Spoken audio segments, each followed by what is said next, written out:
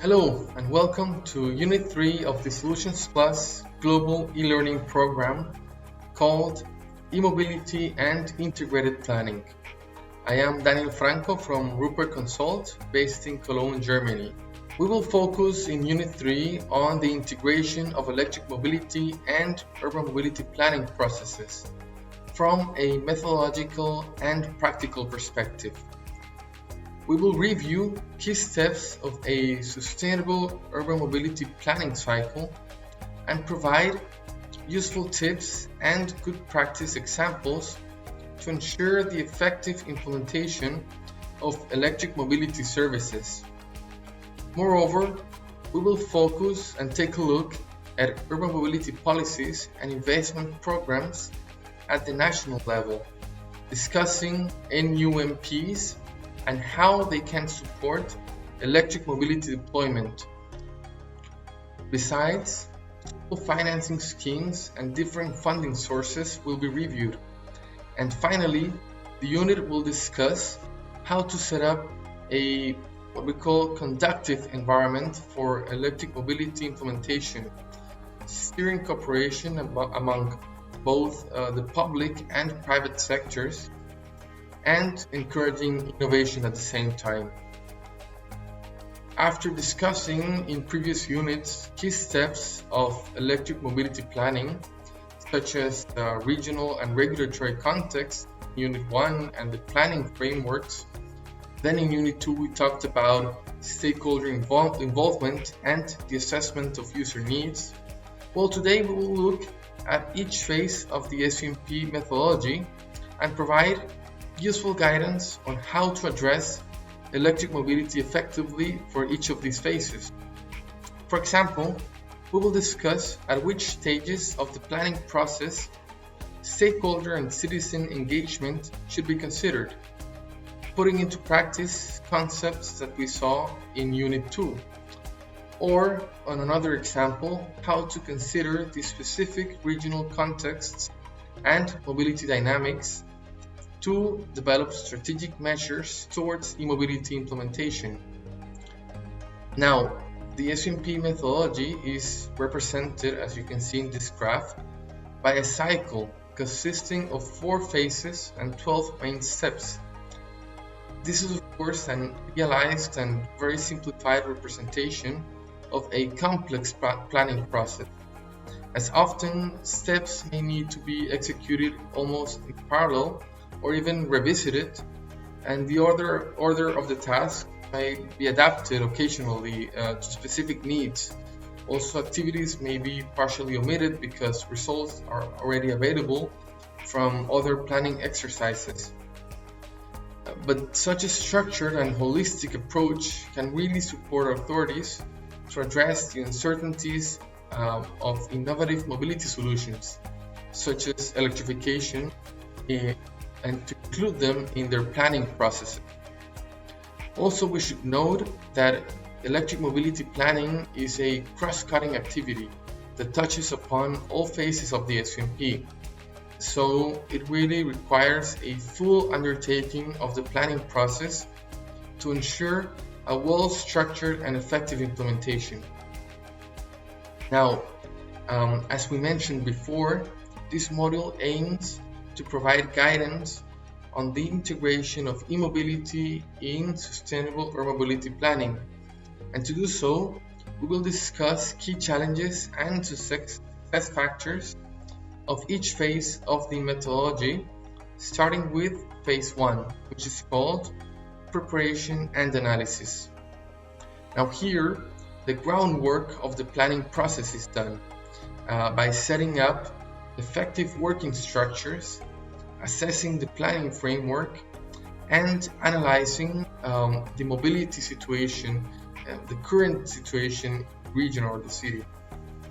And to do so, we need to identify which entities, both public and private, can provide capacities, skills, experience, and other resources such as data, knowledge, and funding to contribute to the planning and implementation efforts. The planning framework also needs to be defined, considering what is the applicable regulation, for example, as we discussed in Unit 1, and also the context condition. And then the current mobility challenges and opportunities should be thoroughly and comprehensively analyzed. All of this with an eye on which issues could electrification help address and help improve, and also on the framework conditions for its implementation. And here we can consider, for example, which infrastructure is needed, what types of services exist, regulation, and others, of course. Now, as we have seen in Unit 2, e-mobility means bringing together two sectors, energy and mobility, and thus it is particularly important to comprehensively identify all relevant stakeholders, understanding their roles and their interests and priorities and concerns, and to do so, ensuring a coverage of the entire value chain and of all levels of expertise that are needed. For this, new cooperation models based on mutual benefit should be established, facilitating both internal coordination, for instance, among the planning departments of the authority and other public entities as well, but then also external cooperation with operators, with the industry, academia, and other such partners. And here, some of the key lessons we learned in previous units are important to remember. For instance, in order to reach a critical mass of uptake of e-mobility and its services, measures need to be strategically planned to address user and operator needs. We need to move from a technology and cost-driven approach to one that focuses on the understanding and addressing requirements, preferences, and concerns of those potential users and operators of the services, and that also considers the technical and operational requirements of fleets and other users. By taking into account such aspects like urban design, spatial planning, user behavior, to then plan the provision of services, and services such as charging points and not only the mobility solutions, uptake and public acceptance can really be improved. And to understand such needs and consider the perspectives of all actors, stakeholders, and citizen involvement should be planned throughout the entire SOMP cycle. Now, this graph you see here, this graph is a very useful tool to plan the types of activities that should be prepared at each SOMP stage, according, of course, to the level of engagement that is desired. For example, if you want to have a very collaborative process, then this would be characterized by, for example, focus groups, workshops, roundtables, all of this to discuss key elements at each stage of the SOMP planning cycle. For example, the analysis of current conditions in phase 1, and then a future search workshop in phase 2, or a measure planning hackathon in phase 3. Other options include surveys, social media engagement, a city advisory committee, to name a few. Another central step of phase 1 is the analysis of the planning and regulatory framework, and this is especially relevant for innovative mobility solutions and new technologies. It is essential to identify legal, tax, and regulation-based conditions and barriers, and to consider spatial and energy requirements as well. Now, the existent national, regional, and local limitations, and of course the opportunities as well, of the electric market should also be analyzed so they can be addressed in a systematic way. Besides, following the key role of the SOMP to integrate all planning efforts strategically, different sectoral plans and other elements of the policy framework should be evaluated. This to ensure the adequate deployment of electric mobility in the urban system.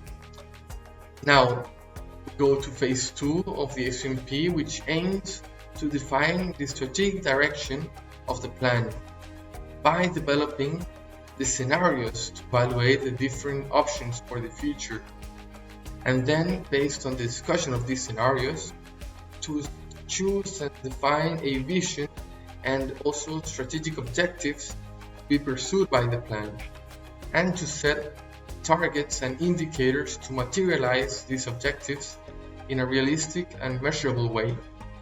Now, concerning electric mobility, it is important to develop scenarios that accurately show how it can be integrated into a wider transport system. Also, a broader vision towards sustainable decarbonized mobility system and a better quality of life, safety and accessibility for all citizens should not be overlooked. To this end, it is recommended to avoid putting e-mobility implementation competition with the efforts towards a modal shift in preference of cleaner modes. It was mentioned in Unit 2 already, in Unit 1 as well, that deploying electric mobility goes beyond a technological transformation of vehicles. Sustainable and holistic approach is really required, and this involves viewing e-mobility as an integral part of a multimodal and sustainable system, with, of course, public transport as the backbone of these mobility chains that we talked about, and with innovative solutions such as micromobility, shared or on-demand services to fill this first and last mile demand. Now, each of these scenarios considered should be analyzed in relation to the role and interests of the user groups involved and their requirements for charging infrastructure that might arise.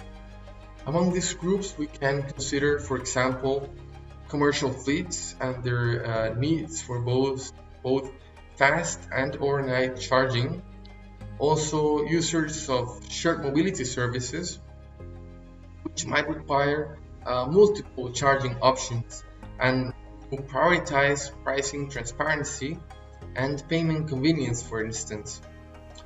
Also, another groups are the urban residents that do not own their own parking space, and of course their charging sessions can be longer, for instance overnight or over the day at work. Another group is the long-range commuters, which require interoperable charging infrastructure to different regions perhaps, and also payment schemes that are the same across borders and networks.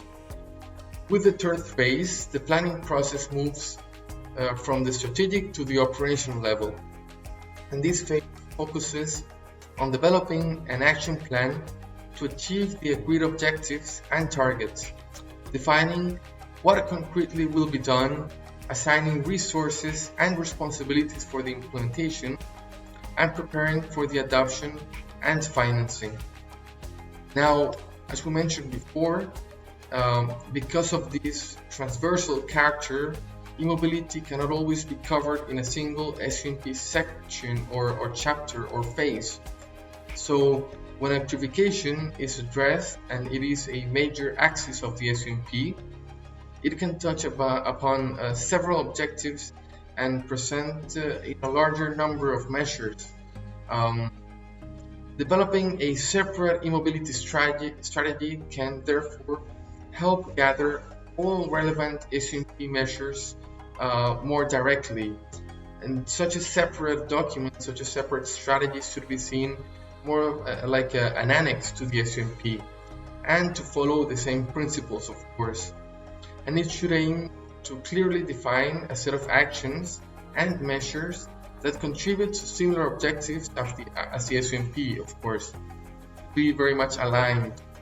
Now, the actions planned should consider operational requirements for e-mobility deployment as well, like the availability of charging infrastructure, which is a basic prerequisite for the advancement of electric mobility in the transport sector. Some key considerations for this are, for example, establishing a cooperation framework between planning authorities and relevant stakeholders. This to ensure an optimal implementation and monitoring of the charging infrastructure performance. Also, of course, very important, considering data management. To identify what type of data can be obtained from operators of charging infrastructure and how this data can help local authorities make more informed decisions and adapt policies and measures if this is necessary, to be flexible in this sense. Also, ensuring interoperability. As we know that various operators might need to manage the network jointly, it is important to facilitate the usage, for instance, charging standards, integrated payment methods, and a common branding to avoid confusion on the side of the user. Similarly, the advantages and disadvantages of the different models of ownership and responsibility of operation should be considered. On the one hand, private companies, they own and operate the infrastructure, might have better know-how regarding the latest technological developments, and therefore they might offer more adequate services for customers, and they can benefit from economies of scale. They can reduce risks and financial burdens on municipal balance sheets as well.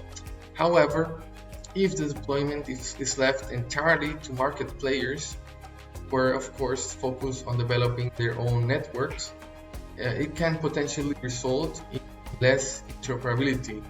So to avoid this, clear requirements need to be fixed in the concession tender to avoid such issues.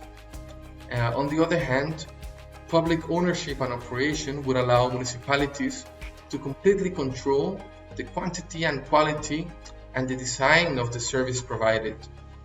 Also, the deployment of such new services allows the creation of new revenue streams, which can be very desirable for public entities as well.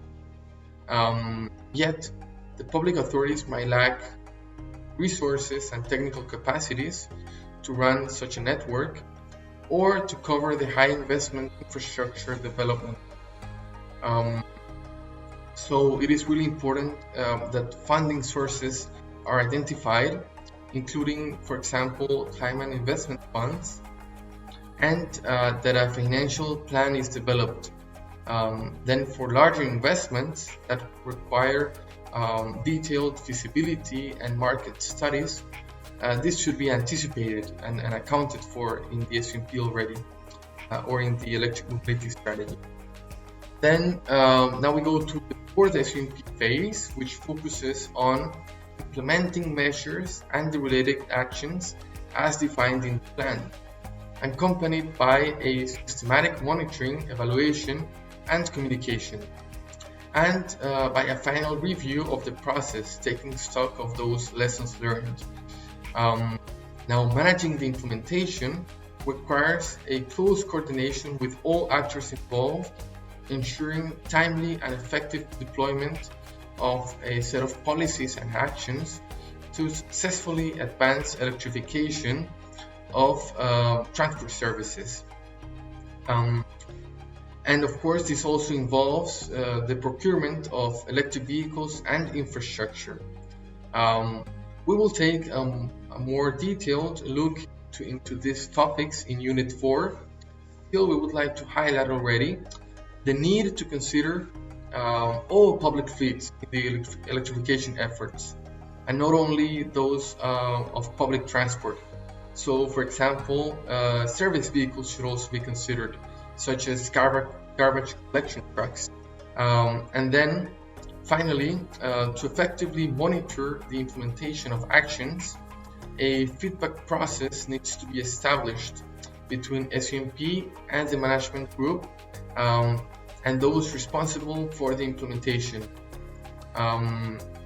Also, data should be collected regularly to measure the selected indicators and to allow the authorities to make strategic adjustments if necessary.